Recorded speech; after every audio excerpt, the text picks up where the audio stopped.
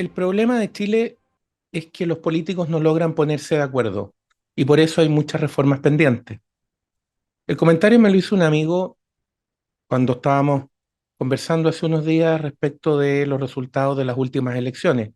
El tema había derivado a la lectura que muchos, por no decir la gran mayoría de los expertos, los analistas, periodistas, en fin, estaban haciendo, en el sentido de que el país habría votado mayoritariamente a favor de la moderación y que en ese sentido habría una suerte de impulso fundamental a favor de los acuerdos, de alcanzar acuerdos en todas las materias rápido, que eso sería lo que el país querría fundamentalmente.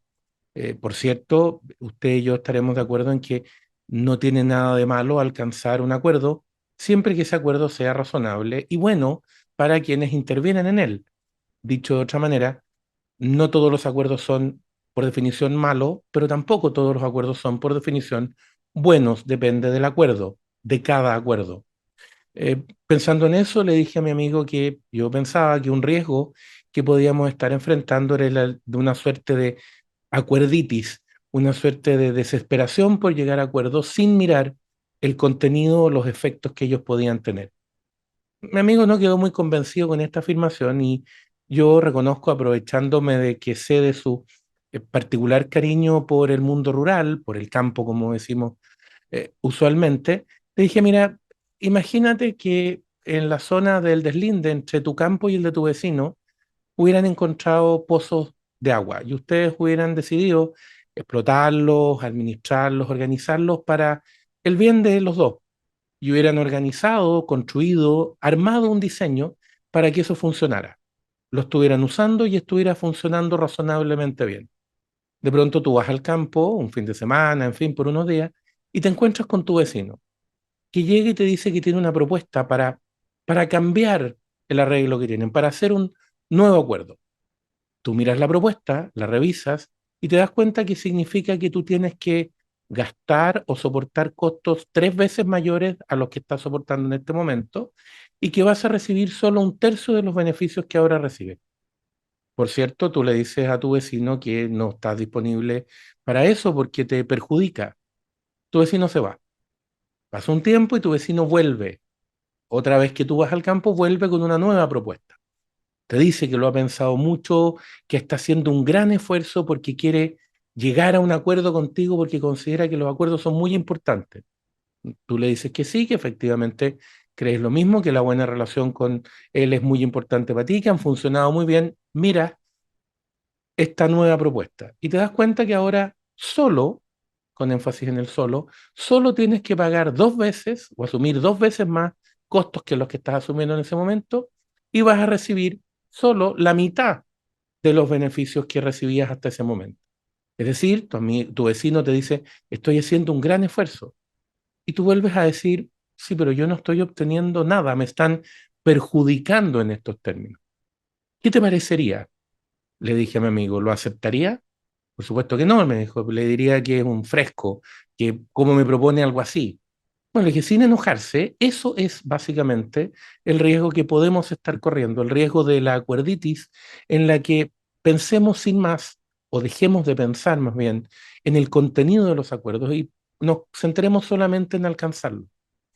Tal como decían los romanos, la base fundamental de los acuerdos está dada por la regla del do ut des, que se podría o se suele traducir como doy para que des.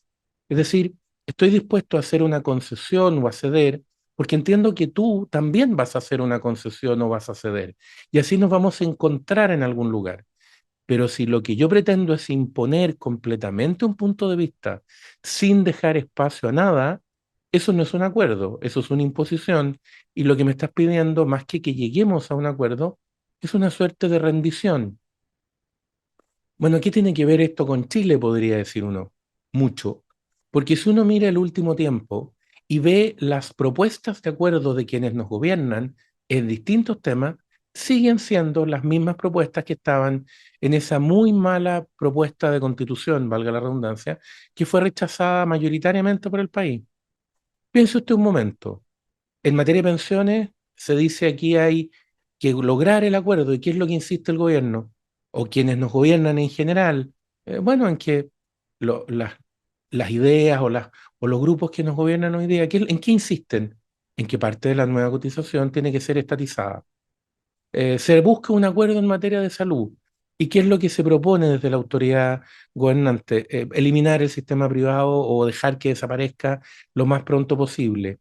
En materia de educación, bueno, reforcemos solo la educación pública, restringamos la capacidad de los padres de elegir y colaborar a la educación de sus hijos, hagamos cada vez más difícil la participación privada en materia de educación. En tributos, la enésima propuesta automática es una reforma tributaria, que en realidad no es una reforma tributaria, es un alza de tributos, como siempre.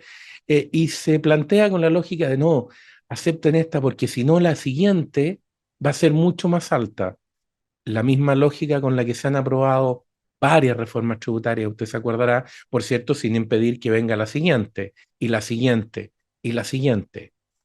De la misma manera, cuando se plantea el tema de la permisología, de esta agobiante necesidad de pedir muchos permisos a mucha gente para hacer cualquier cosa, la respuesta es, bueno, podemos estudiar algo para reducir un poco los tiempos, pero necesitamos más recursos para contar con más funcionarios para que puedan hacer esto.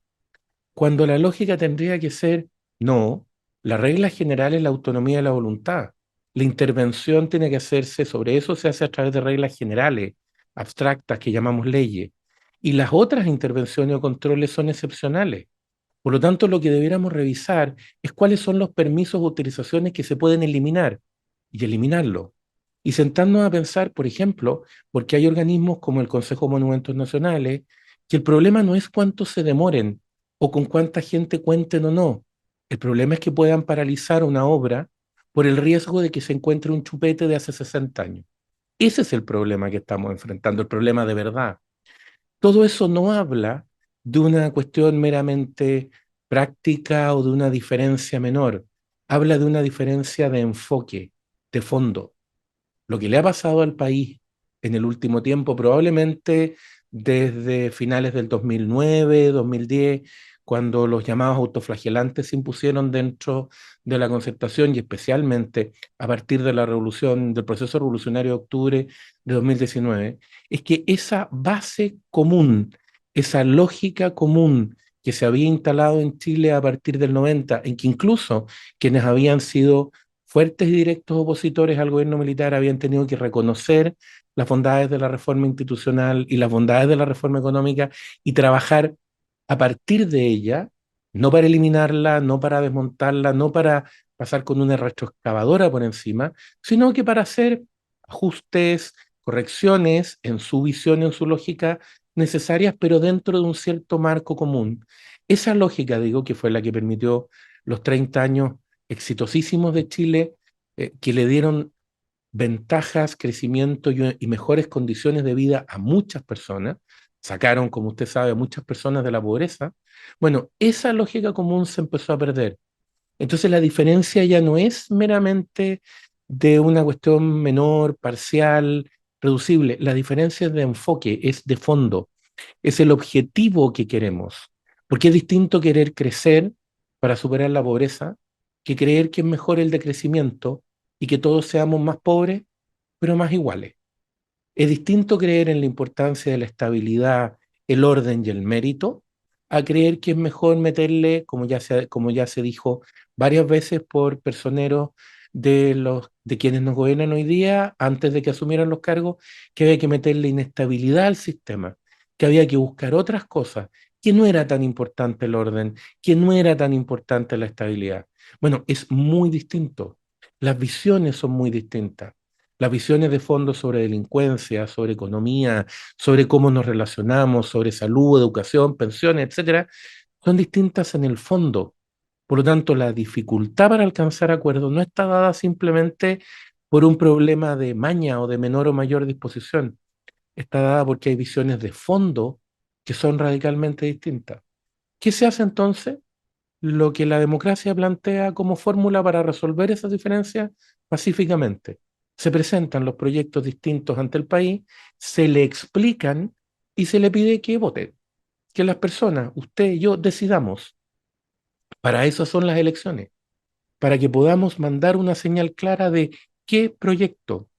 qué tipo de propuestas, qué ideas, qué visiones preferimos. Por eso que no da lo mismo por quién se vota y no da lo mismo a quién se elige, porque hay sustratos, hay ideas, hay visiones detrás. Cada vez que se está votando, usted y yo le estamos dando apoyo a ciertas maneras de resolver las cosas, a ciertos planteamientos. Y estamos decidiendo, por lo tanto, cómo se van a tratar de resolver los problemas, a partir de qué lógicas. No es lo mismo apoyar a quien cree que el motor del desarrollo de la sociedad son las personas, a quien cree bajo cualquier denominación más o menos explícitamente estatista, que siempre tiene que haber un ente colectivo, póngale el nombre que quiera, que le diga a uno lo que tiene que hacer. Puede ser lícito mantener ambas tesis, por cierto. Lo importante es que se le diga al país que esas son las tesis que se tienen y que por lo tanto el país puede elegir cuál de esas prefiere. Porque de nuevo, es muy distinto que a uno le presenten un acuerdo donde se aplique esta regla romana del do ut des, que a uno le planteen como acuerdo lo que no es sino la imposición de una cierta visión, la imposición de la retroexcavadora. Lo primero es posible, es una cancha donde lo lógico, por decirlo en términos simples y no muy técnicos, es tratar de buena fe, de la mejor fe, de llegar a acuerdo, porque la diferencia no es tan grande, se puede reducir. Lo segundo es lo que lleva a considerar que esa propuesta, en el fondo, sin querer asumir intenciones y sin querer ofender a nadie, no es una propuesta de acuerdo, es un planteamiento virtualmente abusivo. Y frente a eso, no se puede ser cómplice. Simplemente hay que decir, no, en eso, porque no se dan las condiciones, en eso no estoy de acuerdo. El Líbero, la realidad como no la habías visto. Haz que estos contenidos lleguen más lejos haciéndote miembro de la Red Líbero.